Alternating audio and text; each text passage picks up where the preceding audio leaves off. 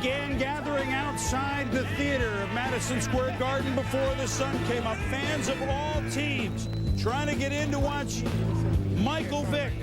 5 other of the top players like LaDainian Tomlinson, David Terrell, and all the teams represented, all 31 of them, for this, the 66th annual NFL selection meeting, which in English we should translate as the NFL Draft.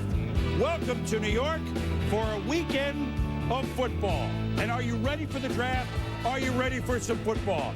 I think we have a new attendance record. 52,000 have wedged their way into the theater here. Chris Berman, Mel Kiper, Joe Theismann, Chris Mortensen. In dog years, we've done this 162 times now. We have many events that have happened even the night before. Will it be a portent of what is to come? We shall see. Well, as we like to say, our good friend Warren Zevon once sang in Werewolves of London, I saw a werewolf drinking a colada at Trader Vick. I don't think he was talking about the 2001 NFL Draft, but we've had a trade involving Michael Vick, essentially. Yesterday afternoon, the San Diego Chargers and Atlanta Falcons swapped the #1 pick of the draft.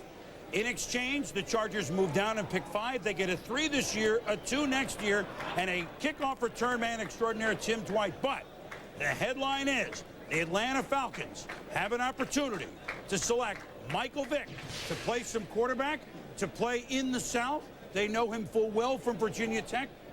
And Dan Reeves has done this once before. Chris Mortensen, how and when did this go down, and why did it go down? Well, I think really this process started 2 weeks ago when Dan Reeves brought Michael Vick to Atlanta.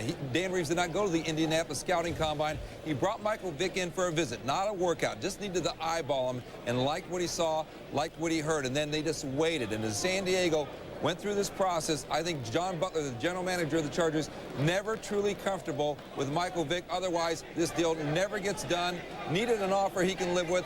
Got it. The Falcons struck. And then as far as the contract goes, Harold Richardson, the general manager of the Falcons, talked to Vick's agents, Andre Colon and Mike Sullivan, and basically said, what are you looking for? They presented the same deal that they gave to San Diego. Vick's people did, and the Falcons says, we'll take it, even though it'll take 2 weeks to finalize. So basically, Taylor Smith, the owner, okays it. The money's done. 2 weeks, he'll probably sign the contract. And Dan Reeves, by the way, did call Chris Chandler yesterday, another part of the process, just to say, this is what we're doing, this is why we're doing it. Well, I think a lot of people in Atlanta are certainly energized. The team that 3 years ago went to the Super Bowl, and they're wondering where they're going in this day and age.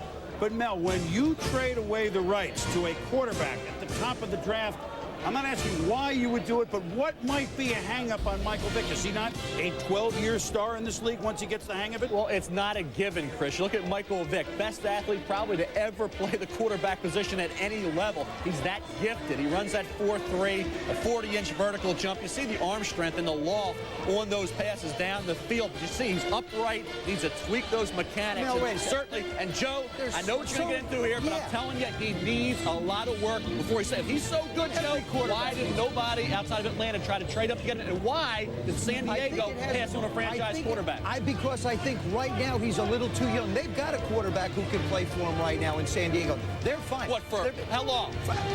Hey, if they thought he was a franchise quarterback, Joe, that had taken him. I don't believe that. I still believe that this is the right choice. They have a greater need now to build on that franchise. I think Michael Vick has athletic ability that you can't teach. Throws the ball deep well. We saw it in the highlights. Moves around very well. Positions the ball well.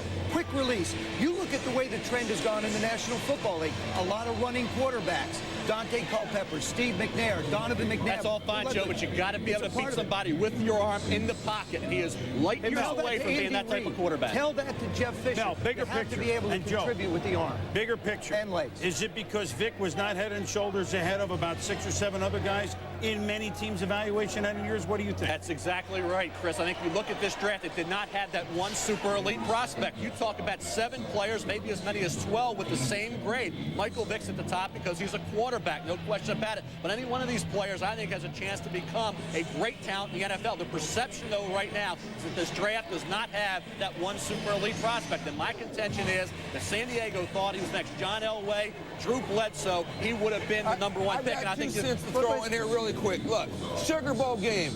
Michael Vick, freshman, Florida State. in the Superdome. Everybody talked about there's like 30 NFL prospects on that Florida State roster. The best player on that field tonight was Michael Vick. That's the college level, Mark. And he definitely threw the ball better than Joe did at the Super Bowl, but that's at the Sugar Bowl. That's another. Anybody throw the ball better than I do. Listen, San Diego, there is a big question. Let's take it from San Diego's perspective for one moment. Did they get enough? They get a 3 and a 2 next year in Tim Dwight for a guy that they figure could sit and watch Doug Flutie play for 2 years and then be a perfect guy and re-energize that franchise that was de-energized, and that's the understatement of the century, by the Ryan Leaf, and we can only call it a fiasco to this moment. But San Diego's coming off a 1-15 season. If they get a running back and if they get other players, they feel that, you know what, we have better served our team because Flutie is going to be playing right now. And by the way, that's already energized the fans out there. I have one case in point, and then I'm going to go out to Ed Werder. This exact deal happened in '95 between Cincinnati and Carolina. Carolina went down from 1 to 5. Cincinnati went up from 5 to 1, as San Diego and Atlanta have done. Cincinnati ended up picking Kajana Carter. Carolina ended up picking Kerry Collins at 5. But it cost only a 2 to make that move. So if you look at that as the worth, then a 2 and 3 and a returner in Dwight, then they did get a good deal. There are others that say they did not get enough. But if they get the running back here or at the top of the second, then I think San Diego is satisfied. But you know what? The beauty of this is we can debate this forever. And the beauty of this is that Ed Werder is out in San Diego right now, right in the middle of all this. Good morning, Ed. Good morning, Chris. You're right. The Chargers do want to upgrade their running game, which was the worst in the NFL last year. They averaged their leading rusher, Terrell Fletcher, averaged 3.3 yards a carry. They got 67 yards rushing per game. And what they want to do with the 5th pick is take LaDainian Tomlinson, the #1 player on their board. But there's a lot of concern about what Cleveland will do with the #3 pick.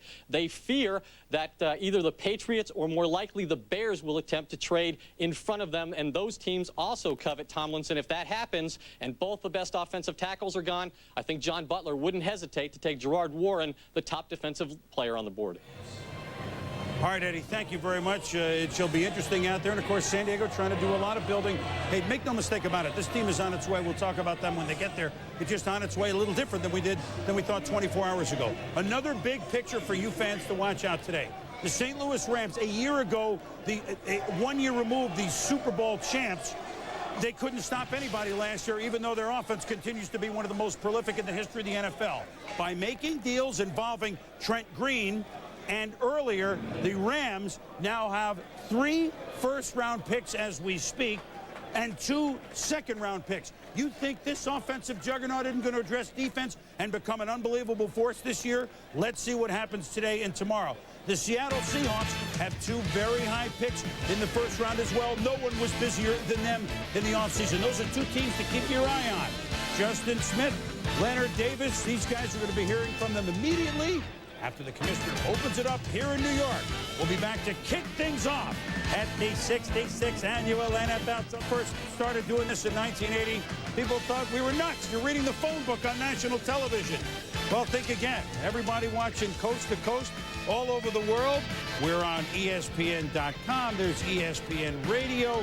There's the ESPN Zone with NFL Player Chat. We've got expert panels in Bristol. I feel like I'm Jackson Brown. We got truckers on CB. We got Richard Pryor on the video. We have video teleconferencing with all 31 teams. There's the zone.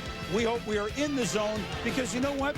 We've been chomping at the bit to talk NFL football since the end of the Pro Bowl in early February. So, it is his honor as starting in his 2nd decade now, Commissioner Paul Tagliabue gets to theoretically throw down the gavel and open up this NFL draft. So, let's go. I mean, we're going to talk Atlanta. We'll wait for the commissioner to immediately open it. But the Atlanta Falcons, they have Chris Chandler hurt a lot. Yep. I'll tell you what, we're going to go to the commissioner. You see, here's his name, and here he is. See, we work together here.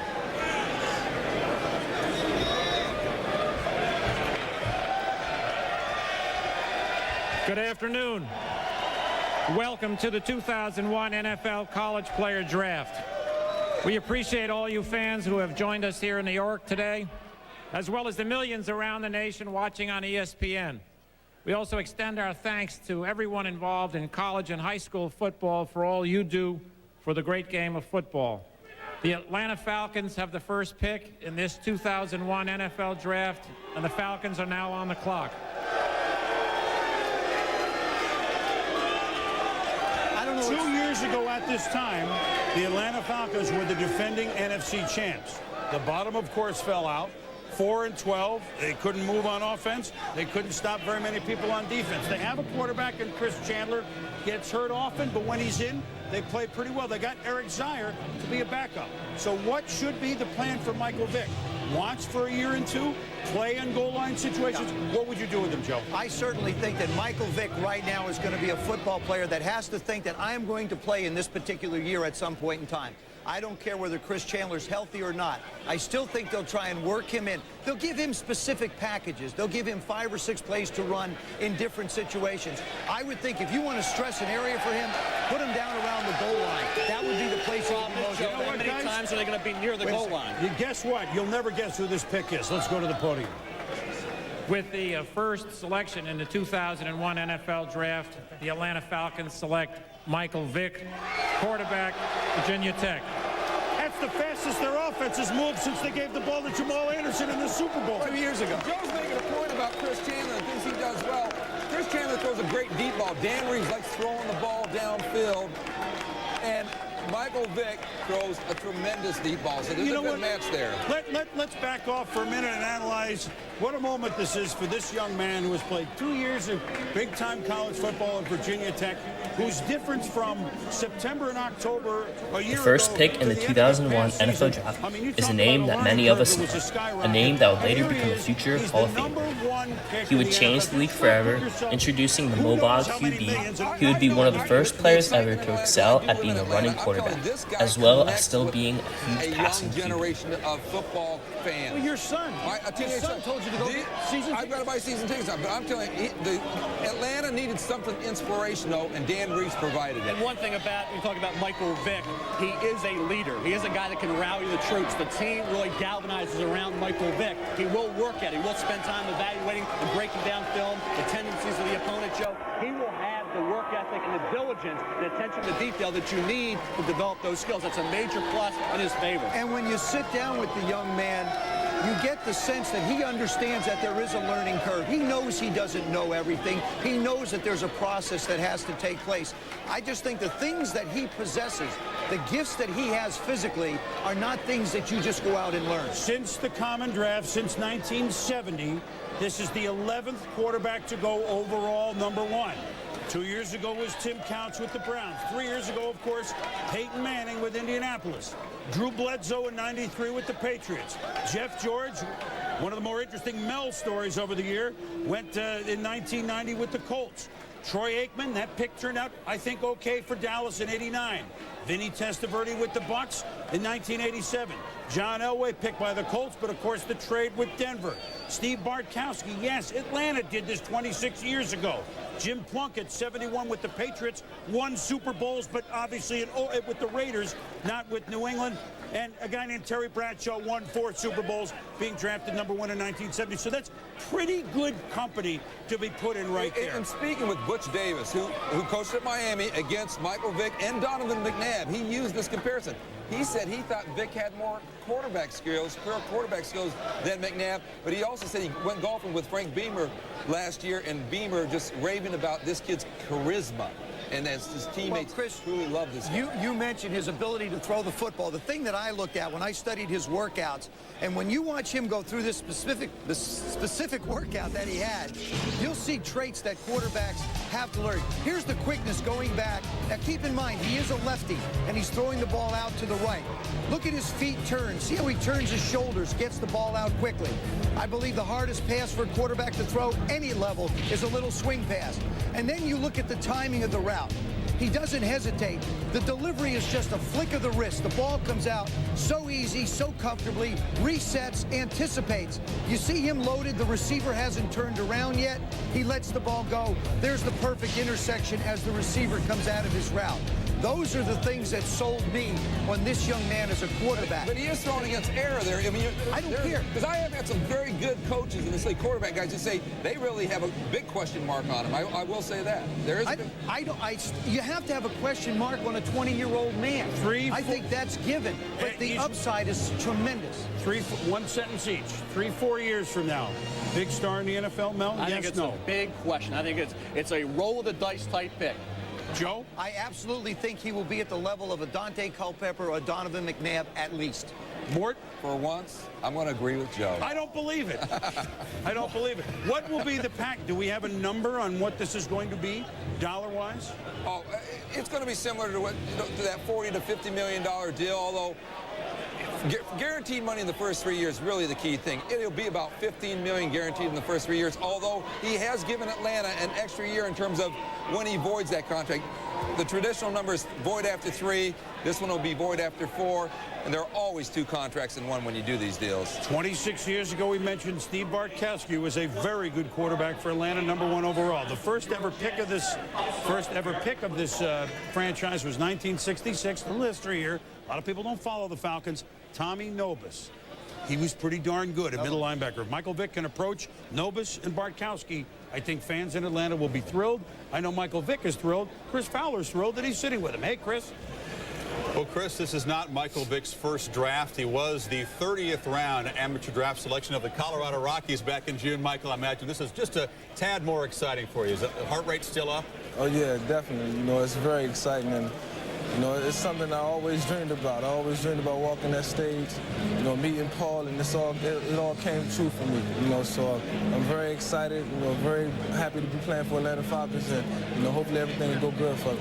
What's your reaction to the trade? For probably a few months, you were envisioning yourself as a San Diego Charger. That suddenly changes on draft eve. Now the projections are you may play a lot sooner than you would have in San Diego. Yeah, I always thought this throughout the entire process that I was going to be a Charger, but, you know, the trade was made, and my agent, you know, informed me that some trades may be made, and, you know, I knew that. So, you know, I'm just happy, and if I go in there and I have to play, then that's what I have to do. You know, that's what they're paying me for. Well, you had a redshirt year at Virginia Tech that was very important to your development. We talked yesterday, no redshirt year in the NFL, but the big debate is, guys debating it on the set, how soon are you ready to step in and absorb the offense? Well, first I have to learn the offense, and then, you know, I'll be a whole lot more comfortable, you know, when I'm out there playing. You know, it just gives you a better feeling being out there and gives you the feeling that you can make things happen. So, how much better equipped are you? You came to college, you were kind of puzzled by the complexity of the Hokies offense. You considered changing positions to wide receiver at one point because you were frustrated. Are you much better equipped now to pick up an offense? I think now I know a lot more about the game, you know, so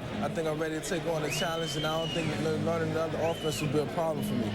You don't have a lot on your resume for a #1 pick. You've played maybe a handful of games against top-quality college competition, but have you ever reflected on how much money you made and how much your stock raised? One game against Florida State in that Sugar Bowl? One game, you know, and my stock grew through the roof, you know, and you know, it was just Lord's blessing, you know, and I have to thank him, you know, for all of this. You know, Michael, congratulations. Best of luck in Atlanta. Very happy guy. Chris, very relieved guy, too. Hi, Chris and Michael. Congratulations. I mean, #1 pick in the draft. I mean, let's make this human for a minute. What a great moment, whether it's San Diego, whether it's Atlanta, or whether it's the Hartford Rams, which we almost had. At any rate, let's go up close to Hartford to our studios in Bristol. Mike Tirico and a bunch of wise men. Is that not right, Mike? That's true, Chris. As we wait with Arizona on the clock, we're joined by Mike Golick and Hank Goldberg, Sean Salisbury. I want to start with Ron Jaworski on the Michael Vick pick. Joe Theismann weighed in as another quarterback who's watched Michael Vick 20-1, just 21 games as a starter. What are your thoughts? Well, he's a tremendous athlete. That's obvious when you watch him on television. I had an opportunity to study game tapes and how he reads defense, how he throws in time with his receivers, and he's light years away from being a polished NFL quarterback. He's only thrown 313 passes in his Virginia Tech career. That means he has a long way to go. Now, when I project a guy to the NFL, first I want to see him make plays in the pocket. That's where you win championships. Once you make plays in the pocket, your running skills become secondary. Yes, he can run, but he's got to make plays in time with his wide receivers. And also in college, in the offense he ran, he only had to look at half the field. They simpled it down for him a little bit. He read a safety in a corner, went to one side of the field, If he didn't like his options, he ran pretty quick, something that he's going to have to, again, the hardest thing you quarterbacks would know, the hardest thing an NFL quarterback has to learn is patience in the pocket. He's a great athlete who's going to have to learn that. And, guys, we all agree with Chris Chandler being a little bit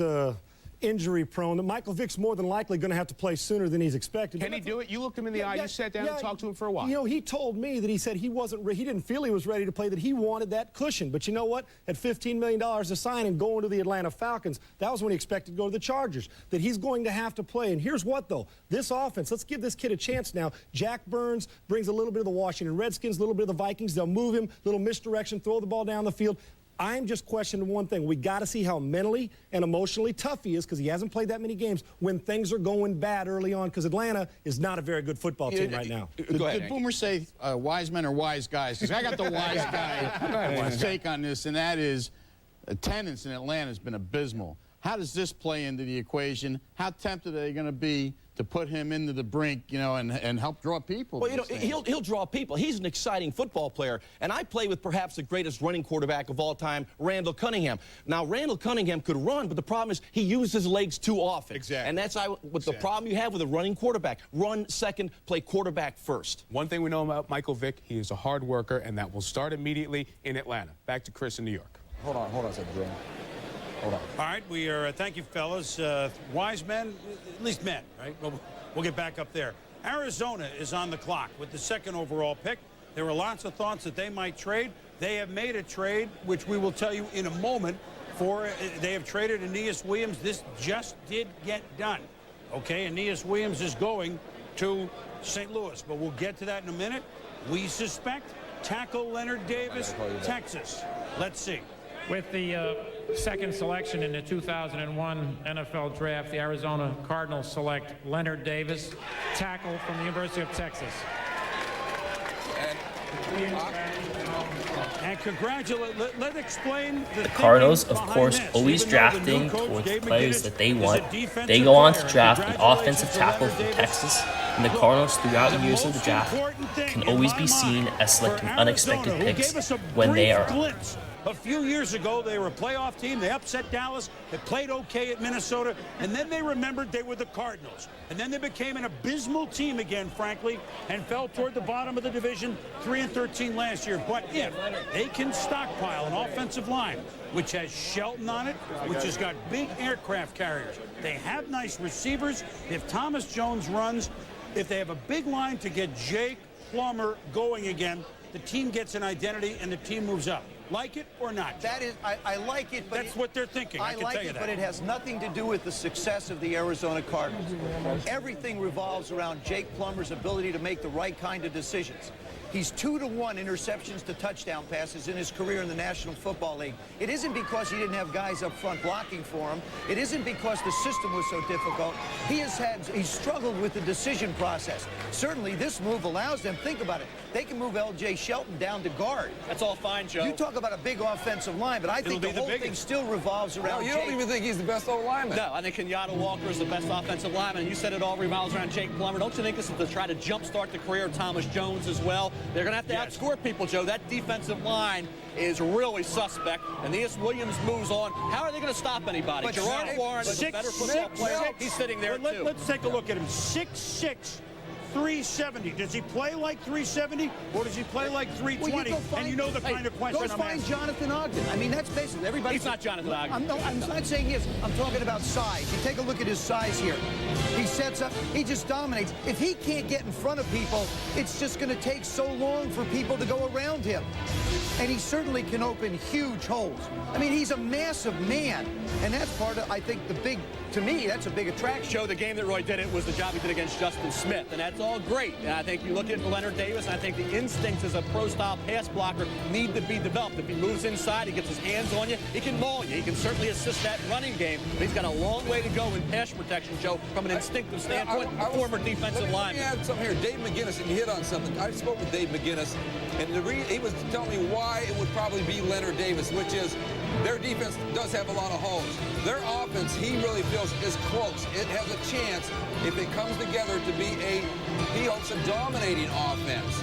Obviously, the key is Jake Plummer, but he made some coaching changes as well, and he's hoping all these things come together. So if you can't really fix the defense, if the safest pick you know, when you're picking the side, is a guy like Leonard Davis, then go ahead and do it and see how good you can get on offense. And they got Pete Kendall and they're just trying to, boy, for years they loaded up on the defensive line, and for one reason or another, they're hardly there, or they're certainly not healthy. Now, the man that has been there for Arizona through all of the horribles, and let's make no mistake about it, all of the down years, perennial Pro Bowler Aeneas Williams is now moving on and has a chance to play in the big game at the end of this year, pending a physical, 3-year deal, reported at perhaps $14.7 million, contingent on the physical. In exchange, Aeneas Williams was, what, 32, 33? Still playing well. Right, still playing very well. Arizona gets the low second, the original St. Louis second, and a 4th-round pick that came yesterday from Oakland. Low 2, low 4. Hey, they did the right thing by Aeneas Williams. They really say, we're not going to sign you. We can send you somewhere else. We're giving you a chance to play in a big game. So Aeneas Williams' career as a Cardinal ends on the day Leonard Davis's career as a Cardinal begins. Up next, Cleveland. They could go a lot of directions, including a trade. This will be interesting. We'll be back. Well, this Cleveland Browns, they're on the clock. They got 9 minutes to go. There's a lot of things we're going to discuss here, including getting with a lot of players. But in Atlanta, they're discussing only one thing, and that's Michael Vick. Let's go down to Hotlanta with Scott Walker. Scott, obviously enthusiasm for a day now. Absolutely, Boomer. And Dan Reeves, good enough to join us here, coming down from the war room. And obviously, you said there's relief here as well. 18 years ago, you were in a similar situation. John Elway was the player. What do you learn from that situation and Elway's development that you'll use here with Michael Vick and making him the quarterback you think he can be? Well, I think, first of all, both of them have the things that you see, look at athletic ability and those types of things, and we were very fortunate in that John had those things that you couldn't really see. A great desire to be successful, great competitiveness, the ability to learn your system and want to be successful, and I think Michael Vick has these things. But that's going to be the real key to determine how good this young man is going to be, because he has a tremendous amount of athletic talent. And I think the fact that he is so competitive is really going to help him be able to play quickly. You met with him a couple of weeks ago. Was that the meeting that showed you that he had those intangible abilities? You know, I think, first of all, the fact that he would come in here when you think you're going to be the first pick in the draft, and we had the 5th pick, for him to come in here said something to me, you know, that he had his feet on the ground and realized there were a lot of different things could possibly happen in the National Football League. And he came in and he fit in. We had about 20 players in here, and he really fit in very well with everybody and had a good time, and was very impressive. And I think that's the thing that he has all the football talent, but the type of person he is off the field is so important too. Everyone wants to know, when will we see him on the field? Will we see him on the field in a position other than quarterback? Oh, well, that I don't know. We're going to try to get him ready. I think it's our responsibility as a coaching staff to try to get him ready as quickly as we possibly can and make sure he's ready to play when we put him in the football game. I'm sure everyone's here is excited. Dan Reeves, thanks for joining us. We send it now back to Chris Fowler. Drafted right after Michael Vick, big Leonard Davis out of Texas, headed to the Arizona Cardinals. You're looking at the baby of 21 brothers and sisters in the pride of Worthing, Texas. I guess about 1,000 people have gathered watching a big screen TV. Do you have something to say to the folks back home? I just want to say, you know, thanks for all the support, and you know, I really appreciate it, and you know, growing up with people and having the relationships, and I just want to thank them all for that. And you know what a demanding position tackle in the NFL can be, going against the best pass rushers in the world. If there is one question, they say Leonard might not be mean enough, might not be nasty enough. But do you have a war face, Michelle? Do you have a mean streak?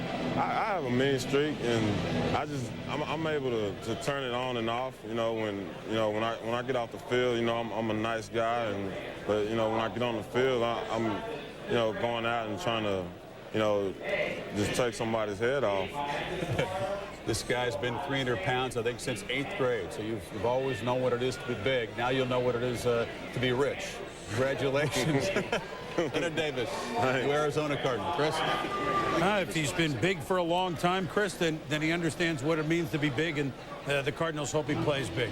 The Cleveland Browns, who last year, after all the pomp and circumstance of getting back in the NFL, one of the most storied franchises in the National Football League. Last year, Tim Couch got hurt. The bottom fell out. They couldn't move the ball at all on offense. Defensively, they started to improve. But when you can't move the ball at all on offense, eventually the defense, it just totally ran out of gas. The Cleveland Browns at 3-13 have a healthy Tim Couch, and they have a new coach. They have Butch Davis, who is the coach, a defensive mentor, a great college coach at Miami of Florida, and a coach who we are now looking at, and we have an idea what it is, but I'm going to throw out a bunch of names. Now looking at defensive linemen, even though they drafted Courtney Brown last year. They're now looking at perhaps a wide receiver because they don't have a lead receiver. They got a couple of nice receivers. Running back, I mean, they could use everything. They could use everything. Is there a play? Just your grades. Is there one that stands out for you? I think Gerard Warren's the guy. I think we can slide down possibly to New England guys, but I look at Gerard Warren. You put him next to Courtney Brown. Everybody says, well, you have Tim Couch. You need the running back. You need the wide receiver. What about Courtney Brown? I mean, he's your focal point of your defense. You put a Gerard Warren. You know, Richard Seymour's names come up. I have him down the line just a bit.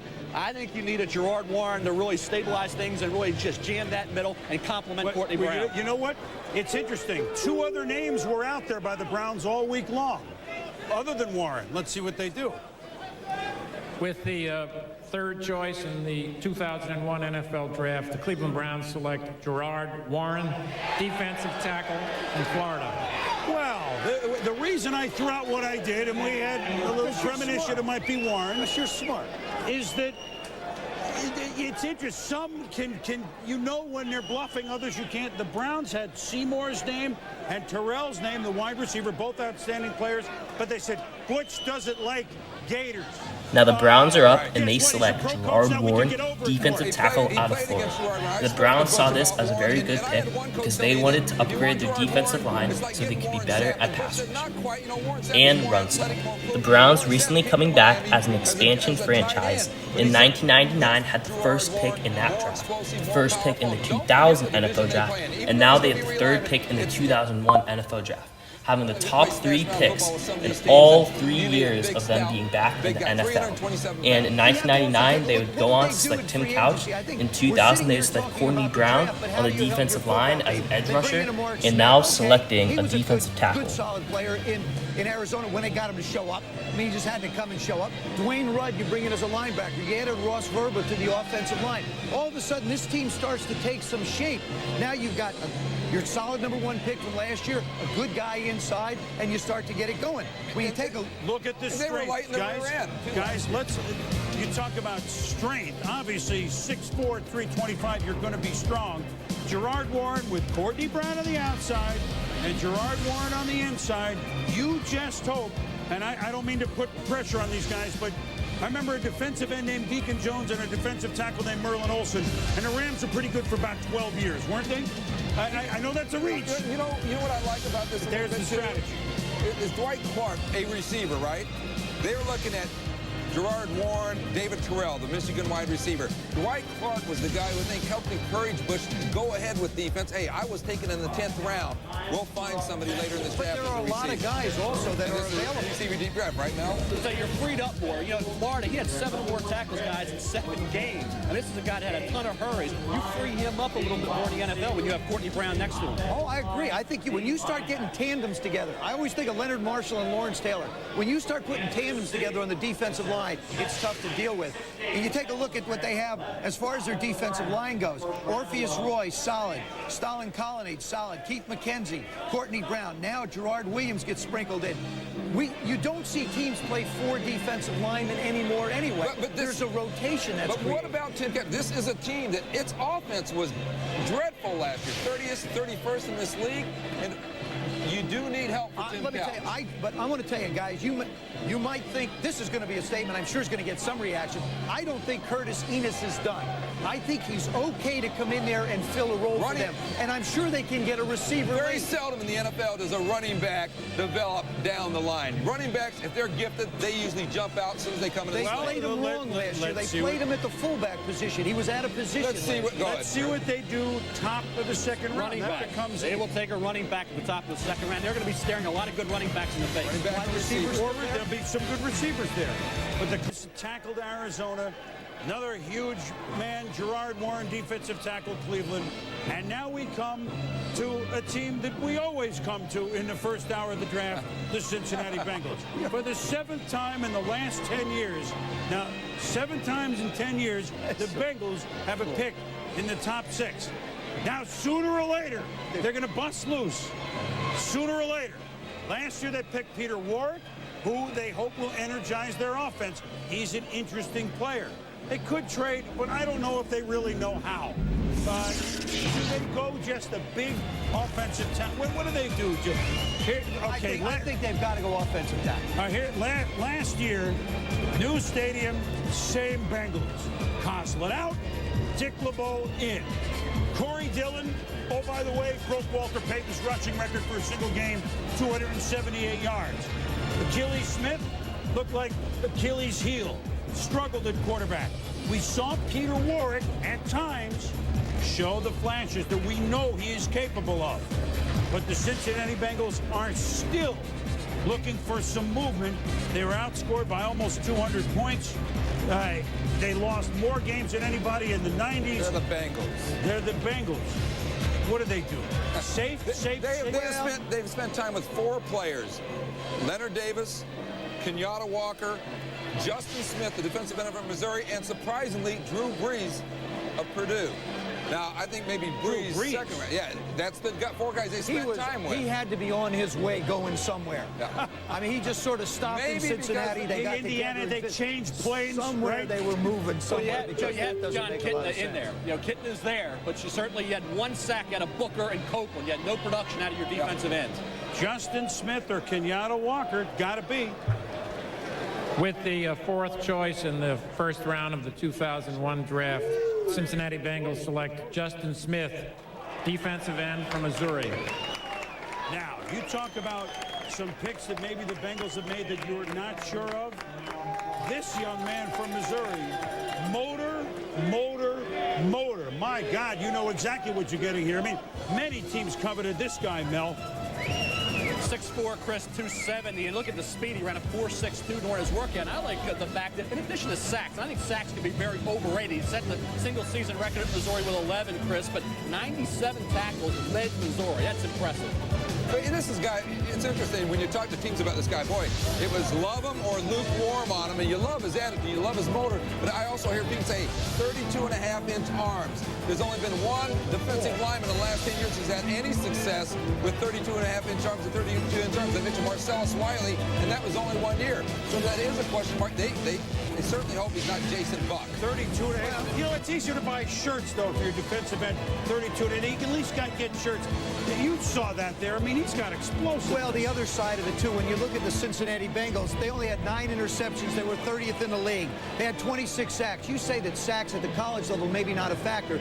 It certainly is a factor. If nothing else, you create pressure on a quarterback that causes the interceptions. I think it's an excellent choice for them. It's a way to start building the other side of the ball. Joe, what you have to realize with Justin Smith, he did both. He was a guy that I think held up against the run very effectively. That's proven. But he also had some sacks. So he gives you the both. I think he's not a one-dimensional player at all. You know what? Peter Warrick last year, Justin Smith this year. I like those picks. Do you? To combine? I like it. Listen, it's always when it's the Bengals, it's hard to tell. Listen, I really believe, like Achilles Smith, I think that if Dante Culpepper had been in Cincinnati, he might be struggling. If it was Donovan McNabb in Cincinnati, he might be struggling. There's just something about the franchise, the team, that takes the player down. Until they settle in. Bob Rutkowski is now the offensive coordinator. They added John Kitna as a quarterback. Now, John out in San Diego, I think he had a great teacher in Mike Holmgren. I think that's an upgrade at that position. Between Achilles Smith and Scott Mitchell, they got nothing out of the quarterback At what point does Achilles Smith become the starting quarterback? I think it's still a question. I really think it's a question. You're looking at Justin Smith. That's the first time a player from Missouri's gone in the first round in over a decade. 1987. Remember the big tackle, John? 100 pounds of clay. was the pick there. And now, when that card went up and when Cleveland did what they did, the happiest folks in the first round are now the San Diego Chargers. They gambled and won. They fought the law, and the law did not win. They will get a chance to draft LaDainian Tomlinson, running back. And John Butler is the new general manager. Mike Riley, the holdover coach. San Diego has a new quarterback. We're in the war room. There's John, and he has to be thrilled.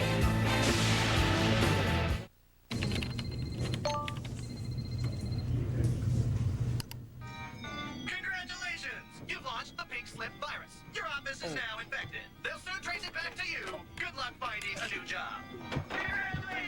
Congratulations!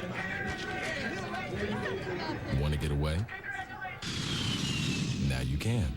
Fly Southwest Airlines for just $39 to $99 when you purchase by May 24th. You are now free to move about the country.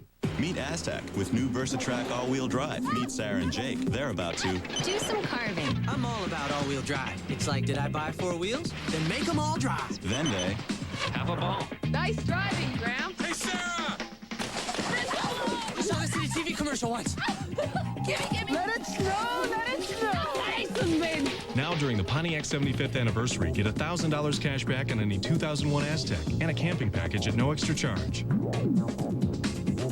Dr. Scholl's next stop, New Orleans. So how do your feet feel? That's pain. Well, this is our Dr. Scholl's massaging gel insole. It's like a spring. The massaging wave system gives you more cushioning than regular gel ever could before. It relieves tension in your feet. It feels like it's massaging the foot. Dr. Scholl's, treat yourself right. The only thing zestier than eating a crunchy Taco Bell taco is eating 2 crunchy Taco Bell tacos. And right now you can double up on America's #1 taco for just 99 cents. 2 crunchy tacos for 99 cents. Uno, dos, zeste. Get them at the Bell.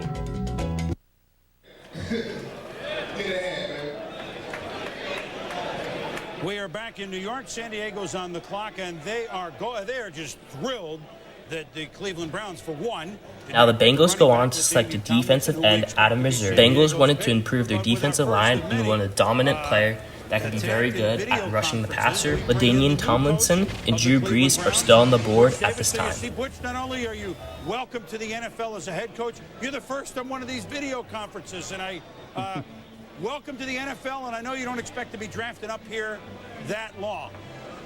Well, Chris, it's great to be here, and obviously it's a great day for us. We're really excited, and the pick, obviously, with Gerard Warren, I think it maybe caught a lot of people by surprise, but our entire organization, coaches, you know, everybody, the scouts, management, everybody really felt like that was the best pick. Well, you saw him up close in college for a long time. What stood out more than anything else about Warren to you? Well, there were a couple of factors, Chris, in trying to decide which guy we were going to take. One of them, we really felt like that Gerard was a terrific player. He'd been a dominating starter at the University of Florida almost his entire career. He's a big, extraordinarily athletic big man, 320 pounds, guy that provided a lot of sacks, a lot of pressures. You know, we just really felt like that he brought a dimension defensively to our entire defense. The division that we play in, obviously, there's tons of running backs. Eddie George, you know, Corey Dillon, a lot of people, Jamal, and, you know, we just got to do a great job stopping the run. And so we felt like that he was going to be the kind of guy that we needed to add to the defense. Real quickly, Tim Couch, as we stand in late April, ahead of schedule, behind schedule, to be ready to go and like nothing happened. No, absolutely. Chris, we really feel like that he's ahead of schedule. We had a mini camp last week prior to the draft. He threw the ball extremely well, no adverse effect. Well, that's good for all football fans, certainly in Cleveland. We look for you to do offense, but, you know, you sent out some different smoke signals. You're getting good at this, you know.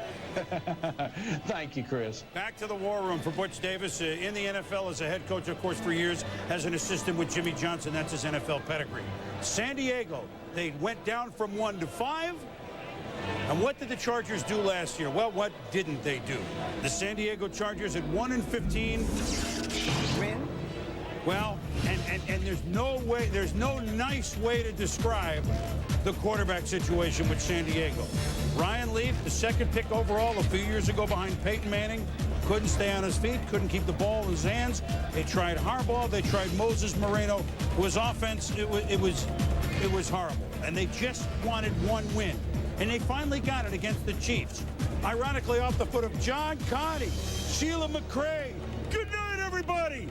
but Carney won't even be their kicker next year. They've gone with Richie. The San Diego Chargers, though, have done a makeover. John Butler is the new general manager. Mike Riley is still the head coach, but Norv Turner, offensive guru, worked with Butch Davis under Jimmy, of course. He is the new offensive coordinator. So a new feel, and a guy named Doug Flutie at quarterback. Ed Werder, it's hard to get a crowd and a city excited about a 1-15 team. But yet I think now, okay, they traded Vick, they get Tomlinson and all these other moves. They're selling tickets out there at 1-15, aren't they? Well, John Butler obviously knew his board very well and knew everybody else's draft board ahead of him very well, because the guy they really wanted all along, once they couldn't come to terms with Michael Vick and decided to trade #1 overall pick, was TCU running back LaDainian Tomlinson, who is there and is almost certain to be their selection to improve a running game that was the worst in the NFL. This will add an elite runner, and Norv Turner, the offensive coordinator, feels very confident that they will be able to run the football successfully. I think you'll see a much greater commitment to the running game. And Norv Turner, Chris, has had a Pro Bowl running back in 6 of his last 10 years, and 5 of those years, he also had a Pro Bowl quarterback. And they have a workhorse here, Eddie, if Tomlinson is the pick, which well, let's just go out on a limb and say that it's going to be the pick, okay? They've gambled, and so far they have won. And how they use their 3 and how they use their 2 for guys who can get on the field immediately this year will be, you know what, while we're waiting 2 years for Vick to play while we have Flutie, we're actually making a move in the AFC West, and it's smart. Let's see. With the 5th pick in the first round of the 2001 draft, the San Diego Chargers select LaDainian Tomlinson, running back from TCU. Chris, two weeks ago I had a conversation with John Butler, and he openly fantasized about his true wishes for this draft, which was he'd love to make a trade, get the number 2 or 3, and end up with LaDainian Tomlinson. He said, Mort, as much as I love Jim Kelly and what he did for the Buffalo Bills, I still think Thurman Thomas was really the guy that drove us. Well, he may have just drafted Thurman. Over 5,000 yards rushing in his career. You look at the way he runs the football. Now, you might say, well, he played in an offense where they pitch the ball a lot. You can see there that he also runs out of the eye. There's the pitch. Now, look at the speed and the power running through tackles. There's the eye. There he is hitting the hole. Again, great balance. You have to remember who his offensive coordinator is going to be. Norv Turner knows how to get the most out of a running back. He also has a quarterback who will be extremely effective in play-action styles of plays. So you got Doug Flutie's ability to move around. You've got LaDainian now to be able to pound a little bit. You can still find a running back somewhere, or excuse me, a wide receiver somewhere in this draft. So I think they're putting the pieces together that they want. Well, Tomlinson as a pro. I mean, my goodness, you talk about a workhorse, Mel? Oh, I'll tell you, Chris, he carried the ball 49 times in one game last year, 36 times in one game as a junior. Certainly the productivity's there. Now, he did it against some bad defenses. There's no question about that. You also rightly saw the option incorporating that offense. Remember, Rashawn Salam, option back. He struggled, guys, and I think what really did it for Tomlinson was the fact that he went to the Senior Bowl, and on that Tuesday practice in Mobile, Mort, he put on a show. The burst, the vision, and the combine with that 4.44 and that 40 vertical. I think he did everything right since the end of the season to become the 5th pick overall. And from the end of the season to now, hey, listen, there's a lot of debate. Is it Tomlinson? Is it Deuce McAllister? Is it Michael Bennett? I still like Deuce. I know, but since that Senior Bowl, though, Tomlinson separated from the pack, most of the pack, and this is a guy that basically has no foils and ran 4.4. Let me just say something. We saw him hold up #1 down there. Wore #5 in college. He's gone with the 5th overall pick in the first round. So already there's a good omen, San Diego. The last time San Diego had the 5th overall pick in the first round, 1990, Junior Seau, who conveniently wears number 55. So 5 is the low number a Charger wins next year. They're going to go 7-9 with Flutie and Tomlinson. They've got a pretty good defense. If they'd only bring back those great uniforms. I know you can't do it this year. Bring back those AFL Lightning Bolt uniforms, then you got everything. When we come back, the P-Men, New England on the clock. About a little rock and roll here at the draft by our guys Todd Tebow and the Blue Chips. He didn't know that his group was the blue chips. They are now. Blue chip running back? We think so. LaDainian Tomlinson with our Chris Fowler. Chris? Boomer, as you said, number 5 for TCU goes with the number 5 pick to San Diego. Yesterday, you reeled off to me almost the entire first-round draft order off the top of your head, but you never thought Chargers number 5 until the trade. I never thought about it. You know, it was one of them deals that I was for certain that that they was going to take Vick at the number 1 spot. But when the trade happened, I was like, well, maybe so. You know, I was awfully happy. You came to TCU, endured a 1-10 freshman season, empty stands, something very few players in this draft had to endure in college. Have you reflected on what an amazing 4-year ride it's been? It culminates right here. Yes, yeah, it's amazing. You know how far I've came. You know, I know how to rebuild a team. You know, I know how to step in and work hard. I know what it takes to rebuild a team. So, you know, I'm just looking in, going in, contributing, and playing at San Diego. I'm so happy right now. It's unbelievable. You've been through a 1-10 season. The Chargers also won 1 game. And I know you have kind of a secret plan. You're a very goal-oriented guy. You came to TCU with the plan for college and almost followed it to the letter. Right. The NFL, your plan does involve the playoffs and perhaps playing a game in Hawaii at the end of that. But it's going to be tough. You know you're part of a rebuilding program. Right. In a way, it's starting over what you went through at TCU. Right. You know, I enjoy that. I love to have a chance to be on a team that's rebuilding. You know, I've dealt with it my whole career at TCU, and there's nothing different here. You know, I know what it takes, like I said, and I'm looking forward to the challenge. You know the rap by some, well, he's too With the short. Chargers selecting LaDainian Tomlinson with the 5th pick in the 2001 NFL Draft, LaDainian Tomlinson would go on to have a Hall of Fame career as a running back, and later in this draft, the Chargers would actually draft Drew Brees. Drew Brees was drafted in the 2nd round of the 2001 NFL Draft by the San Diego Chargers with the 32nd pick overall. What a player LaDainian Tomlinson would become and what a player Drew Brees would become. Drew Brees would also go on to have a Hall of Fame career, but it would be mostly with the New Orleans Saints. The 2004 NFL Draft, the Chargers had the 1st pick in that draft. They would go on to select Eli Manning, though Eli Manning did not want to join the Chargers. And the Giants, with the 3rd pick in the draft, would go on to select Phillip Rivers. Then the Chargers and Giants would trade with each other, and Phillip Rivers would become a Charger, and Eli Manning would become a New York Giant, and the rest would become history. Drew Brees would play for the Chargers with LaDainian Tomlinson, though following a severe throwing shoulder injury in 2005, Drew Brees would then depart in free agency in 2006 to join the New Orleans Saints, and the rest is history. In the 1st round since Norm Big Blue Boulash, 1970. Now we remember him, Joe. Mort, you're too young to remember Norm Boulash. Although it was in your time. That was the grandson of Alex and the son of Dean. That was young John Spanos giving him the uniform. And I do want to clear up one other thing for San Diego. Their evaluation as Michael Vick as a player or a person, that didn't go down anywhere. That trade was made hoping that this would happen. It might be out there that San Diego didn't think of him that highly as what kind of maybe player or somehow I've read some things this morning that San Diego never said. It never got out that way. So they want to make sure that they hope both guys excel in the NFL, and of course we do as well.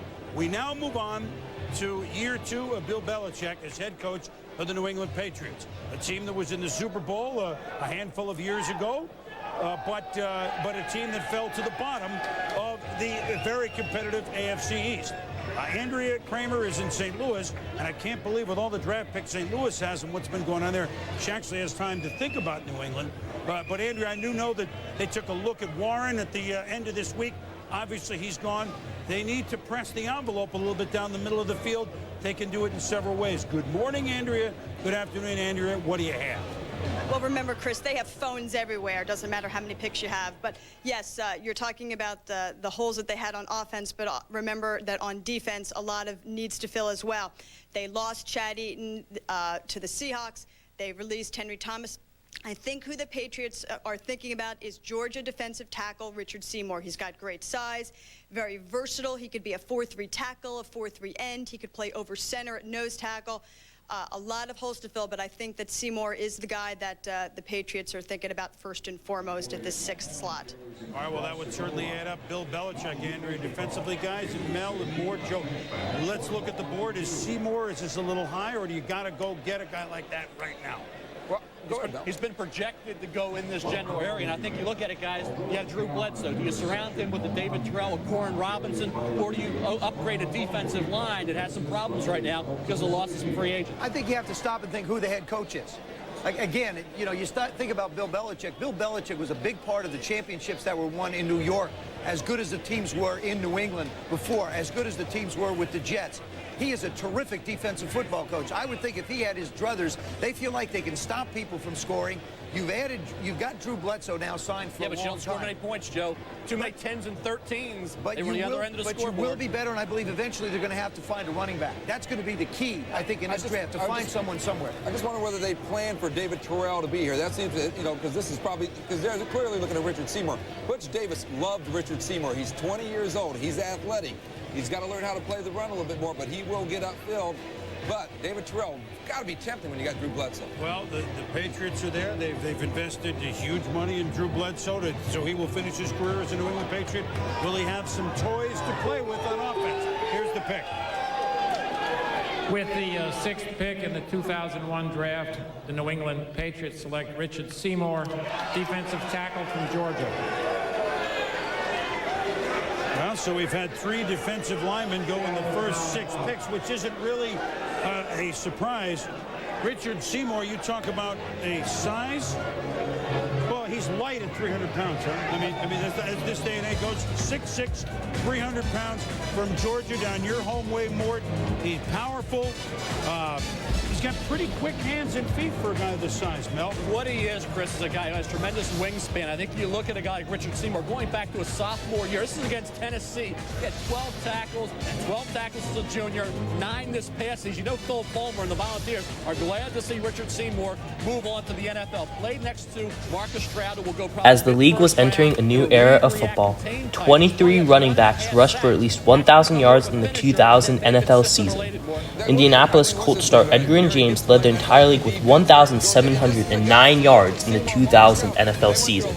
Run stopping was huge at this time, and teams early on in the draft would try to select run stopping players because they wanted to stop the run, because if they could do that, then they could have a great defense, and so a lot of run stoppers out of college were being drafted early on. Richard Seymour was a great player coming out of Georgia. Even at the beginning of the year when they were in a lot of games before the bottom really fell out. I mean, you got to, if you were building in this division, remember everybody was at 500 or above other than the Patriots. I mean, there aren't any easy chalk wins in this division. You better be able to muster up on both sides of the offensive and defensive line. The offensive line is changing over, and as you mentioned, Eaton gone, that's changed as well. And now, as we move on here, now we are at the portion of the draft where the first of 2 picks for the Seattle Seahawks and Mike Holmgren and company, who are as busy as anyone in this offseason, changing really the whole feel of this team that 2 years ago won the West, but last year fell way down in the West. Now you have to wonder, even though Mike Holmgren and many who are offensive-minded say, I'd rather go with a big guy than a receiver this high. He doesn't really have a big time. But one of the big guys just went, Seymour. Well, all the big guys. And here's David Terrell. But I think you really have to stop. I mean, again, you have to look beyond that and say, what did Mike Holmgren do in Seattle? What did he do on his football team? The part that he went after was the defensive side. So maybe here in the draft, let's look at receivers. Let's look at your list, Mel. You bring in Matt Hasselbeck, you better find some wide receivers. Right. Darrell Jackson, they stole in the 3rd round last year. Corin Robinson would have been off the board by now. But remember that 40 time with the pulled hamstring? Nobody has an accurate 40 when a 3rd-year sophomore who's just 20 years of age. Rod Gardner, I think, is a very safe pick, a big physical receiver like a Mike Holmgren is looking for. So is David Terrell at 6'3", 213. So the receivers that Mike Holmgren likes and prefers are there now. But remember Terrell, the stress fracture, then the injury question, it subsided, Boomer. But I think the questions about those 2 underclassmen are the reasons they're still on the board right now. Mike Holmgren and Brett Favre, where did they go almost all the time? Sterling Sharp, tough, big guy across the middle of the field. Weren't necessarily home runs, although Sterling certainly hit many. A big receiver. Terrell and Robinson fit. I'm going to guess it's going to be David Terrell, but we have Mike and the Wise Men, or at least Mike and the Men, up in Bristol. Just a guess, I'm sure, Chris. Thanks.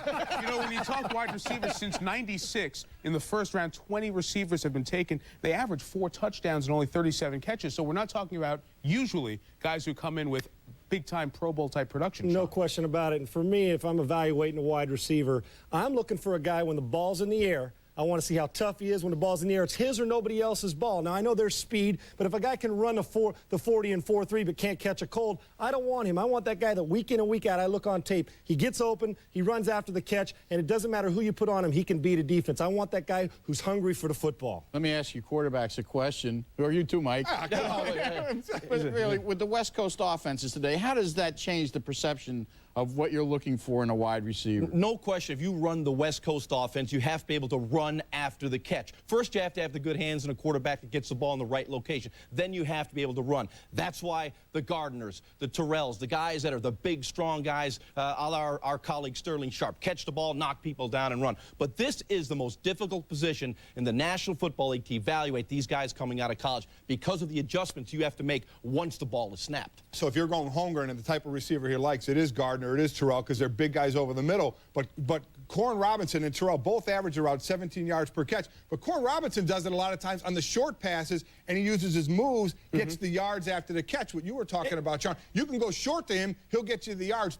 Terrell is down the field a little. And a home run hitter after he catches that ball. And remember this in Corn Robinson, a young guy with a lot of upside, a lot of potential. He's my favorite, but and Jaws, you hit it perfectly. Trying to judge these guys comes down to this. Mentally tough. Can they beat press coverage? Because the corners are getting bigger every year. Guys, just give me one quick thought. Seattle's pick here, obviously. Who's the best fit, with Seattle? Corn Robinson, for me, I think he's the best receiver on the board. I think they're going defense. I'm going to go away from the wide receivers. I think they're going defense. I think they cut both their starting wide receivers. Yes. I go Corn Robinson, yards after the catch. 28% of the top 25 receivers in the last 5 years were first-round picks. That's all. Not much. Let's go back to Chris. Boomer. All right, Mike and guys, I made my guess. We'll see. Oakland at 12-4, Denver at 11-5, atop the division, which a year ago, once removed, was won by the Seahawks. The Seahawks fell back, and Mike Holmgren has been coach of the year. San Francisco. Well, there's a trade with the 49ers, who will go defense. The Seahawks coming into this draft traded and did a lot of different releases and signings coming into this draft. The Seahawks would trade for quarterback Matt Hasselbeck with the Green Bay Packers, and a huge reason for this was because Mike Holmgren in 1999 became the Seahawks head coach, and he was the former Green Bay Packers Super Bowl winning head coach, and he would lead the Seahawks in 2008 to a Super Bowl appearance. Then after that, we know the Pete Carroll era, and now the Mike McDonald era. Kirkland is going to play linebacker for the Seahawks. So these are moves that he made on defense, and now he's going to get, I guess, an extra pick as soon as we get details of the trade between the 49ers, who we feel want Andre Carter. Right. That's why they would move ahead of Chicago, and therefore we'll see what Seattle gets in return for moving down just 2 spots. Andrea, what happened? Well, Chris, there was so much talk about Bill Walsh wanting to wheel and deal. Remember, he already got more picks later in the round, but he wanted to make this move to Seattle because he wanted one guy, and you've been talking about him, Andre Carter. When I spoke to Steve Mariucci last night, and we know how effusive Mooch can be, he said, I love Andre Carter. Remember, Mariucci recruited Carter to Cal when he was there. He loves his size, the wingspan. He's an edge player. This is completely an area of need for them, defensive line, getting production from the defensive end. So they made the move up to get Andre Carter from Cal. Back to you, Chris. All right, Andrea, and you pointed out he never played for Mooch, but he recruited him, and then that was the year Mooch moved on to San Francisco. And there's pretty good heritage here as well, which we'll explain in a moment. With the 7th pick in the 2001 draft, acquired by trade from Seattle, the San Francisco 49ers select Andre Carter, defensive end from California. First of all, they don't have to pay moving expenses. I mean, that's the most important thing. You just some mileage, drive across the bridge from Cal to, a few bucks for some gas. Down to 49. Don't even fill your tank up. Here's a quarter tank. Look, they drafted almost everyone defense last year. But an Andre Carter, Andrea pointed out, Mooch was in the home recruiting him, and I want to put, this is the son of one of the best, one of the best all-time nose tackles to ever play in the NFL, and that's Reuben Carter. And all you have to do is sit with Tom Jackson for 14 years, hear about how good Reuben is, and work ethic, genes, it's all there, guys. The Seahawks would trade their pick with the 49ers, and the 49ers would go on to select an Andre Carter defensive end. And again, the pass rushing and the run blocking was huge at this time.